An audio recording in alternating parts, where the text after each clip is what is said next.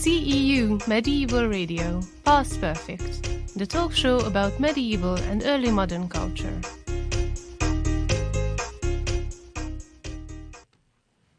Hello and welcome to Past Perfect, CEU Medieval Radio's podcast on everything medieval and early modern. My name is Michał Machalski and I'm joined here today by Mária Vargha. She finished her PhD in medieval studies at Central European University in 2019.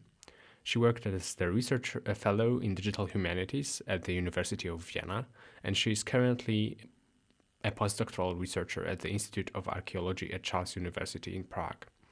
Her research interests include digital humanities, material culture, and social and landscape archaeology of the High Middle Ages.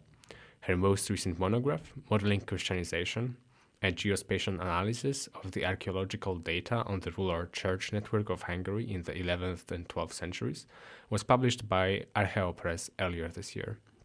Mária, it's a pleasure to have you here. Hi, Michal. Thank you for the invitation. If I were asked how did the Christianization of Central Europe look like, I would probably mention dates of the baptism of local rulers, like Polish Mieszko or St. Stephen, or establishment of the ecclesiastical structures, founding of the first bishoprics, monastic donations, etc. I would look at the ananistic sources, documents issued for the newly created institutions, and hagiographical tales of the first local missionaries and saints. What is missing from such a traditional approach to Christianization? So I think if we go back to the very beginning, when we start studying history or archaeology even, then the first thing that we learn that what we get from sources is the tip of the iceberg, right? Because of course, there's so much that we don't know about the past. But actually, what the tip is differs for historical sources and archaeological sources. What I think is that Christianization and this kind of social processes of state formation of the very beginning is very much directed by the historical evidence. So the research is very historically driven. Therefore, what we know about that is constructed mostly on those sources that you said. But if we think about who those sources speak about, then we can count the rulers, we can count the most important saints, a couple of bishops, and similarly, when we think about not about the people, but also the network, the church network itself, then we know of the very top level, but not really of the lower level. Now, if we think about both society and also the church network, then what we can see is that we can imagine it as a pyramid, right? So if we look it on this country level of Hungary, we have the archbishopric on top, then we have the bishoprics, and so on. And down at the pyramid, we have the local churches, and we have the general population. And I think this is what is missing from this picture. So we have very, very little written sources that actually refers to the general population of the everyday people and their little churches. And that was the one that I was interested in. Compared to history, archaeology is also the tip of the iceberg because, of course, you cannot, reconstruct a whole life from the very minimal remains that you have in archaeology. But the advantage of archaeology is that it speaks of all levels of society. So you can actually have a grasp about these people who are silent in the written sources. Can you then describe for us a little bit this tip of the archaeological iceberg, the archaeological data that is available for someone who would be interested in the study of Christianization? Sure. So there are many things in archaeology that you can consider that it's connected to Christianization. For example, of course, you can start with material culture, which was the center of the focus of archaeological research for a long time. So that goes for also things mostly in burial context, so things that you wear and the ways you were buried. So if we stay at the example of Hungary, it's pretty easy to differentiate because we have, for example, the very typical burial customs of the conquest period, which means that we have horse burials, we have pots as grave goods and so on and so forth, which you would not expect in a Christian context, right? So that's easy. But you don't always have that. So this is where you enter the gray zone and things get a little bit more tricky. And then you start looking for things in the graves like sort of accessories that having like a cross sign or even pectoral crosses and so on and so forth. But interpretation of these are a little bit ambiguous because we cannot know that if there was someone who was buried with a pectoral and many other things as well. Actually, there are even examples when you have this kind of pagan amulet type of things within one burial with crosses as well. So how they interpreted these crosses, or even who put that crosses in the grave. Was it, the deceased, really it belonged to the deceased, or was it one of the mourners? It's really, really hard to interpret that, and it's a little bit of a slippery slope. And actually, I didn't want to go into that, and I did not go into that in my book, especially because of that. And I think that is the part of Christianization which we could more identify as conversion. And I think conversion on the level of the everyday people and by archaeological means is something that is really, really hard to touch upon. And you will always be in the gray zone. And especially if you go for like a more targeted research, which means what I mean by that is that a more small scale research. So you're analyzing like one cemetery. So I think these kind of investigations, but that's just an idea I have, may be integrated into a big data research, because if you have a much bigger data pool to compare, then you might be able to say something.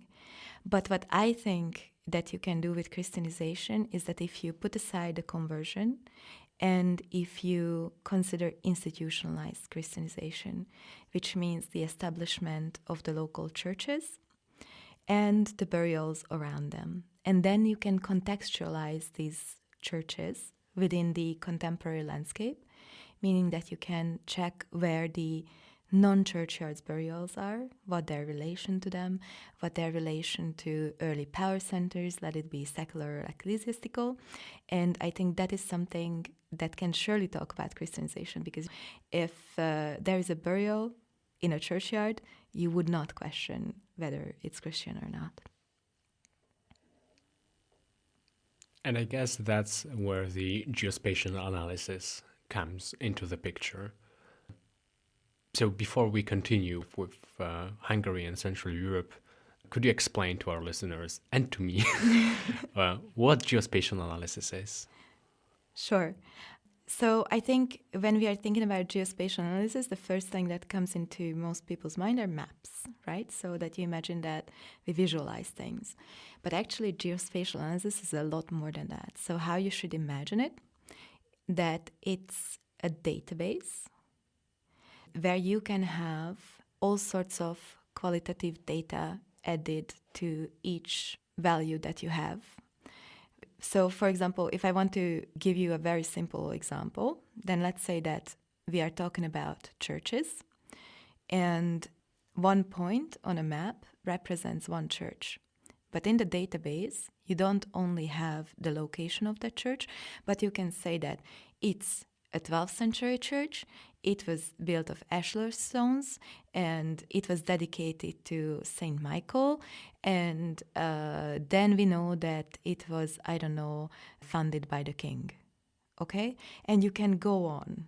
So basically what you should imagine is that you have a data pool in a sort of database that can be imagined as a relational database, and you have the opportunity to analyze the data within that database with built-in algorithms that you have in these geospatial information system frameworks, different frameworks. And these built-in algorithms provide you a possibility to do a statistical analysis, to integrate your data within the physical landscape, so to analyze the actual physical environment of where these places, where these little churches in this case were. And you can also analyze in many different ways their relations to other data that you put in the system. So for example, I can add another layer in there, which is going to be the castles. Then I can examine the relations of the churches and the castles, and I can add as many layers into this analysis, as many as I want. So it's a long way coming from the studies of the 70s and the 80s, which I admire, by the way. So it's really great that this kind of geospatial thinking started then, really. But they didn't have the means. So what they had were semi-transparent papers and scissors and pens. And that's what you see in the contemporary publications. And those are really the results of hard work of putting these semi-transparent papers up on top of each other and creating an image in the end. So now we not only can do that, we can not only visualize data, but with this kind of huge back data that we have within the system, so all the qualitative data that we assign to each value that we have in there, we can create a much more sophisticated analysis that would be not possible, on paper. And what were the results of applying those methods to the study of Christianization in medieval Hungary? So the results of the analysis even surprised me a little bit. I did not go into this analysis with big expectations because I really did not know what to look for. I had, of course, ideas, but I did not expect to have such a clear sort of result that I get. So basically, I think many people know about this law of Saint Stephen that has been repeated many times. In general, was considered a topoi, that every 10 villages should build a church, right? In general, this was really considered as some sort of just an idea, that they throw out there, and then they say that, the people should be Christianized, but in reality, it's not happening because we don't have many standing 11th century churches. We don't have this kind of evidence in front of our eyes, so to say. And I think the key point here was what we see. So in my work, I not only work with published data, and I don't only work with art historical data or historical data, but we try to integrate everything. And the crucial part of this is the integration of data from archaeological archives. And therefore, there are a lot of data that are not in the forefront of research, but you can get significant information from it when you do this kind of geospatial analysis, because you can know a location, you can know an approximate dating, and you can know what type of site you're dealing with. And basically, that was what I was doing. Then what turned out is that there is a fairly even network of local churches already from the beginning. So it means that this kind of conscious planning really is more likely than a sort of more natural, more random development of local initiatives. So already in the 11th century, we have an established network of rural parishes. I would not say parishes, but I would say pastoral churches. So just because I am very aware of not offending the ecclesiastical historians who say parishes don't exist before the 13th century. So yes, of course, we have a fraction of evidence for the 11th century than what we have for the 12th century. So that is very obvious that this kind of a network that we can reconstruct for the 11th century is only a fraction of what might have been. But even that shows this kind of very nice similarities in different regions of the country. And since we know that the taphonomical loss was really big on the 11th century data, if you do comparisons with the 12th century data, and especially if you do comparisons of field cemeteries, so the cemeteries that were not around churches, which we know that belong to the 11th century, and we check where the churches have been erected later, then you can identify these kind of gaps. And these kind of gaps are the ones that also help us to reconstruct that, yes, there was most probably a church already in the 11th century. We only have data from the 12th century. But because of the positionings of these different site types, there had to be something. So if there are people, they had to be buried somewhere. If they lived somewhere, they had to be buried somewhere. And these kind of gaps are the ones, and the comparison of the 11th and the 12th century network that helps to established this assumption that yes, already in the 11th century there was a quite stable network of churches, even if it was obviously looser than in the 12th century. Obviously, when examining the original written sources on the topic of Christianization of Hungary, one sees that it wasn't trouble-free process. So do events like the pagan reaction and death of Saint Gellert, are they reflected also in archaeological sources? Yeah, that was actually also an interesting finding of this research, because I kind of expected to find something like that, and in the end I couldn't. And that's interesting because these kind of pagan revolts were considered by the historians who were thinking about how the ecclesiastical network have developed in the country. And some of them even suggested that, based partially, of course, on these pagan revolts and many other things, there could have been significant differences in the western and eastern half, for example, and in certain areas where they expected these pagan revolts. But actually, if you compare the field cemeteries, the early church network, and the 12th century church network, then you can't really see the differences in these places, which can be, I think, explained by two things. One, the 11th century data is fragmentary, even in my research, and therefore there's not enough data to really see the results of these pagan revolts, which is possible. And also by the 12th century, everything was like in order, and therefore it just doesn't appear. So that's one possibility. The second possibility is that whenever we think about this kind of Christianization itself, but also the pagan revolts, how much do you think we are talking about really religious beliefs and the battle of religious beliefs, or how much we are talking about politics, right?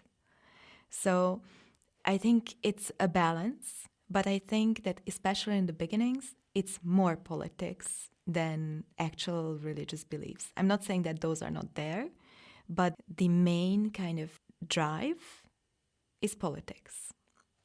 Therefore, if you think about how much traces do we have regional political quarrels of the 11th century in the archaeological material, it's not much. I think that would be the second explanation, that we just don't really have this kind of maybe importance in the reality of these movements than what it happens in the sources. That's very interesting. And what about a different aspect that has been frequently puzzling the historians of Hungarian Christianization, which is the activity of Byzantine missionaries and the bishopric of Turku?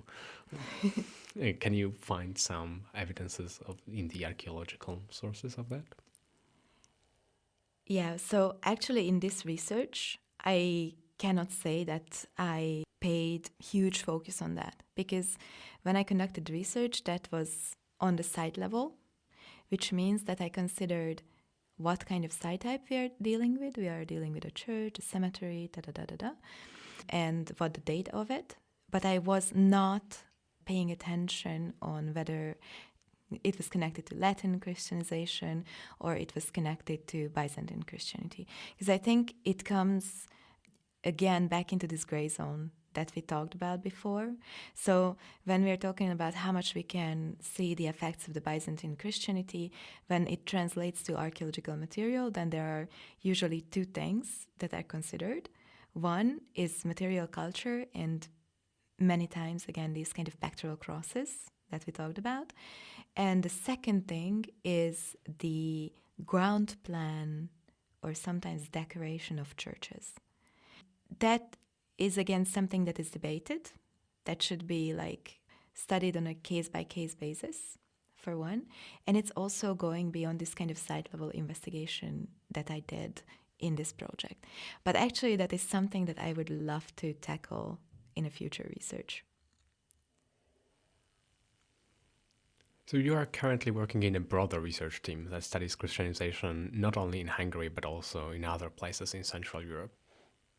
Can you tell us more about the similarities and differences between different Central European polities? Is the Bohemian case similar to the Hungarian? How does the access to the data differ across the regions? Yeah, so I was very lucky to get this grant at Charles University. And we have a research team there where we do a comparison between Bohemia and Hungary. Obviously, for Hungary, I have the data and the analysis is more or less done. So it's our focus is mostly on Bohemia and Moravia.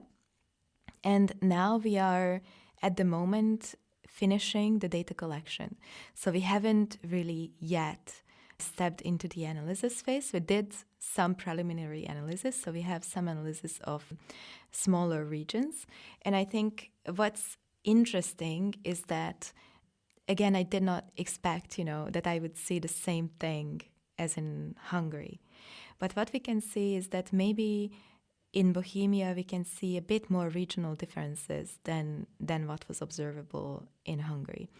And I think the whole comparison is interesting because if we think about the history of these different regions in Central Europe, then I have this idea that it would be so nice to make a really large-scale comparison of the areas on the eastern fringes of the Ottonian or later Holy Roman Empire. Because what you see is that these polities have different independence, both political and ecclesiastical from the empire. They also have different influences, because in some regions we can see the Byzantine influence. That is, through Kiev comes in from the north as well. And in some areas this is completely missing, but we still have a sort of so if we go down to present-day Slovenia, for example, then of course we have, again, a Mediterranean influence, which is different. And what I would really love to see is that if we compare an area which is relatively central, so for example, the territory of the Bishopric of Salzburg, which is also important because, of course, many missions were starting from there to the east of different directions, east, then I think it would be really exciting to make a comparison whether these kind of different traditions of Christianity, the different political independence and the different ecclesiastical independence shows any kind of changes in these patterns that we can observe. Because it can be imagined that, for example, in the case of Hungary, where the country was independent from the empire, it was also building up an independent church from very early onwards. Then you can imagine that this kind of central force that we have in the country works more effectively than in a polity where the ecclesiastical and political kind of power is not necessarily in one hand or in the same hand. So I think these are very interesting questions, and I really hope that one day we can get an answer for it. I just need to convince grant agencies to give me money so I can hire people and do a big project on it. Yeah, speaking about hiring people, I wondered if you can elaborate a little bit more on the technical challenges of collecting such a vast amount of data for not only, like in case of Hungary, of one country, but for the region spanning multiple modern polities. Sure. So there are basically two things that needs to be considered, first of all. One is the research ethics, so to say, and the rights of who data belongs to. Now, in the areas that I'm researching, it was fairly easy because we have the archaeological archives where I mentioned that I think those are gold mines, honestly. So those are the data where we know where things have been happening, when it have been happening, but we don't know much about the sites themselves necessarily. And therefore, archaeologists don't like to deal with them often because, we like to know the details. We like to know as much as we know about the sites. We like to know the finds and so on and so forth. So these are, I think, the data pools that are these kind of undiscovered possibilities. And in case of Hungary and in case of Bohemia, that's a lucky situation because these archaeological archives are more or less complete. So they have the data from the beginning of recording archaeological sites up to modern date. Of course, there are areas which still being added. and the new information is constantly being added to it. So these are dynamic data sets, so to say. But they are available for researchers in both countries. So in Bohemia, it's available if you do a registration with the Academy of Sciences, then you can access the data.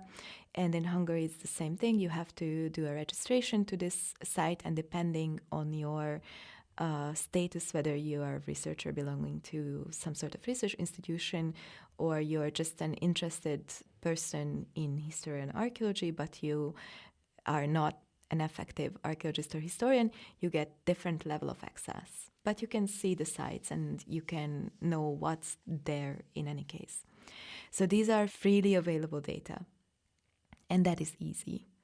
But then comes something that one of my friends calls reverse engineering, which I really like, this expression. And that is basically covering the very simple task of people going through publications and digitizing information from publications, let it be art historical, archaeological, historical, and so on and so forth.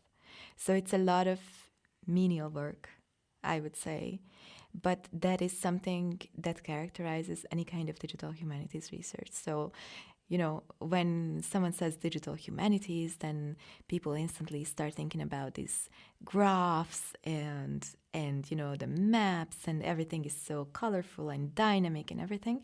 But actually that part, the analysis part and getting the results, is so much shorter than collecting the data, normalizing the data, structuring the data, and so on and so forth. So that is the most challenging part, I would say. Well, I hope that you will get all of the funding that you need to properly deal with those methodological challenges. Thank you. So for the last question, I think it would be nice to go back to something that you already alluded twice. What are the parts of your research that you would wish to have more time or resources to expand upon in the future? So what I think would be really nice to expand is that, as I said, the research that I'm conducting now and the one that I did for Hungary remains on the site level. But we talked a lot about material culture and these kind of debates around material culture and certain elements that were regarded, you know, as items belonging to Christianization. And I think, but this is sort of a dream, so let's treat it that way. But I dream about the possibility of a really large-scale research on this level of the eastern fringes inside and outside of the borders of the Holy Roman Empire, where I can combine the site-level research with in-depth analysis. So how you should imagine it is that we have one layer when we have the sites. The sites we can know from these archaeological archives and also publications and everything. But we know that there are some sites which have been very well researched, which means that there is a lot of data about the burial customs, about the items found in the graves, about the characters of the churches, and so on and so forth. So this kind of qualitative data. And I believe that if we have this huge data pool on the site level and we create an analysis, and into this analysis we can integrate a comparative perspective where we can bring in these micro level aspects as well, like burial customs, like material culture, and so on and so forth, then I think we can have a more complete picture. And I think that the analysis of this kind of in-depth research would be a little bit lacking without the comparison of the site-level data, because that creates a bigger context that these kind of more drops of information of certain sites can be built into. And that is something that I would really, really like to do. Yeah, building this kind of large comparisons is certainly one of the huge promises of digital humanities. Thank you very much, Mária, for coming in here today, and I hope to see you soon again. Thank you very much, Michal. It was a pleasure.